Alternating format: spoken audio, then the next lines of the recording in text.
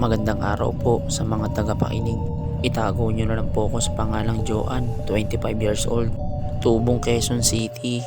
Nais ko pong ibahagi sa inyo ang aking kwento patungkol sa isang barang o isang witchcraft.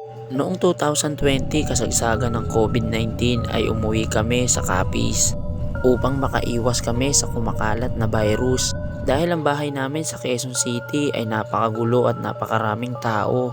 Kaya naisip ng aking mga magulang bago pa mag-lockdown ay lumuwas na kami ng Capiz. Nang makarating kami sa Capiz ay kinupop muna kami ng aming lola na si Lola Pineda. Sa bahay ni Lola Pineda kami tumira dahil doon ay malaki at malapit lang din ang compound ng aming mga kamag-anakan doon. Kilala sa Capiz ang pamilya ni Lola Pineda dahil isa itong napakalaking angkan. Maganda naman ang naging trato nila sa amin at ang pagtanggap. Dahil unang beses pa lamang kami nakapunta ng Capiz, maliban sa aming ina na doon lumaki. Ngunit hindi laging maganda ang mga nangyari sa amin doon. Dahil nang sumapit na ang COVID-19, doon na nagkaroon ng problema. Matapos mapabalitang na kami daw na galing sa Quezon City ay merong virus na dala. Pumunta ang barangay chairman sa aming bahay upang kausapin ang aking mga magulang. Ngunit hindi pumayag si Lola Pineda, sapagkat wala naman daw basihan ang sinasabi ng mga tao at pawang haka-haka lamang ang mga nangyayari. Agad namang umalis ang chairman kasama ang mga tanod sapagkat wala naman silang sapat na dahilan para kami ay kuhain at i-quarantine. Galit na galit si Lola Pineda sa mga nangyari at gusto niyang malaman kung sino ang nagpakalat ng kwento. Hanggang sa ang isang tiyahin namin ay nagsabi na ang nagkalat daw ng balita ay ang aming kapitbahay na mga 2 kanto ang layo sa bahay namin.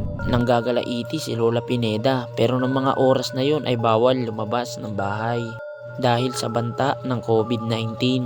Kaya naman walang magawa si Lola Pineda kundi kimkimin ang galit. Malaking malaki ang bahay ni Lola Pineda. Bali meron itong 4 na kwarto. Ngunit ang kwarto niya ay ayaw niyang pinapasukan ng mga kung sino-sinong tao lamang, kahit pa kamag-anakan ni Lola Pineda.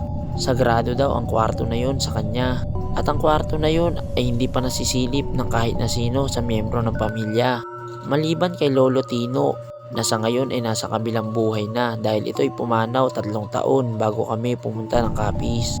Sobrang hirap ng pinagdadaanan ng aming pamilya sa Capiz sapagkat pare-parehas kaming walang trabaho. Ang aking ama ay tumutulong na lang sa pagsisibak ng kahoy at ibang gawaing bukid. Gayon din ang aking ina. Tanging dun lamang kami sa bakuran at sa bukirin nakakaikot. Hindi rin kami makalibot sa bayan dahil sa banta ng COVID-19. Isang araw, meron kaming nabalitaan na si Aling Trining, ang kapitbahay namin na nagkalat ng kwento patungkol sa amin na kami ay may COVID-19 ay meron daw pinagdadaanang sakit. Ngunit ang kanyang karamdaman ay hindi basta-basta. Tila daw nagkabutas-butas ang katawan nito at ang malalang parte daw ay ang braso. Meron daw lumalabas na mga insekto sa bawat butas, kagaya ng uod at ng surot. Paminsan-minsan daw ay may lumalabas din na gagamba, bagay na naikwento ng aking tiyahin. Habang nagkikwento ang aking tiyahin ay napansin ko si Lola Pineda nang umisi at nagtinginan lang sila ng aking tiyahin.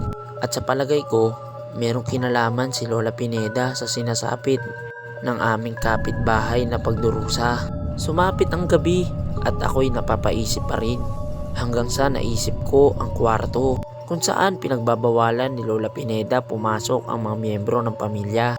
Mga bandang 12:30 ng gabi noong mapagpasyang kong sumilip. Bahagya akong binuksan ng kaunti ang pintuan at nagulat ako sa aking nakita. Nakasuot ng itim na damit si Lola Pineda habang may hawak itong isang manikang kahoy na merong mga dayami sa ulo. Meron din isang banga sa harapan niya at isang kandila na kulay itim. At meron din ako nakitang isang unan na maliit at maraming karayom doon na nakatusok. Pero ang nakakagimbal sa lahat ay may nakita akong garapon ng mga insekto. Sa takot ko ay naitulak ko ang pintuan at nagulat si Lola Pineda at ganoon din ako. Nang makita niya ako ay agad niya akong tinawag. Pinalapit niya ako sa kanyang harapan at ang sabi niya sa akin, ngayon daw nalaman ko ang sikreto ng kanilang pamilya ay mas mabuti daw kung makikisama na lang ako. Sapagkat sa Capiz daw ay hindi uso ang labanan sa itak o sa baril. Dahil ang labanan daw dito ay barang at tangkulam. Sa kasalukuyang oras daw ay nakikipaglaban si Lola Pineda sa kanyang kalaban, ang aming kapitbahay na Chismosa. Ayon kay Lola Pineda ay tatapusin niya na daw ang laban ngayong gabi. Dahil bukas daw ay araw na ng Biyernes. At sa palagay ni Lola Pineda ay madadaig siya dahil sa Biyernes ay malakas ang mga mangkukulam. Kaya naman agad-agad na rin akong umalis nang sa ganon ay makapag-focus si Lola Pineda. Lumipas ang magdamag at pagmulat ng mata ko ay umaga na. Agad kumalat ang balita sa aming baryo na si Aling Trining ay tuluyan nang nawalan ng buhay. At agad naman napatingin ang aking mata kay Lola Pineda. Mukha itong pagod na pagod. Mabilis lumipas ang isang taon at nagkaroon na ng pagkakataon upang makauwi na kami ng Quezon City. Ang lahat ng nangyari sa Capiz ay hindi ko na ikwento sa aking magulang. Ngunit sa palagay ko ay alam na rin ito ng aking mga magulang at inililihim lang din nila ito sa akin. At wala silang kaalam-alam na alam ko na ang tungkol sa aking Lola Pineda at sa angkan ng aking ina. Hanggang dito na lang po muna, Reynalnya. At maraming salamat po sa pagbasa ng aking kwento. Muli, mabuhay po tayong lahat at salamat.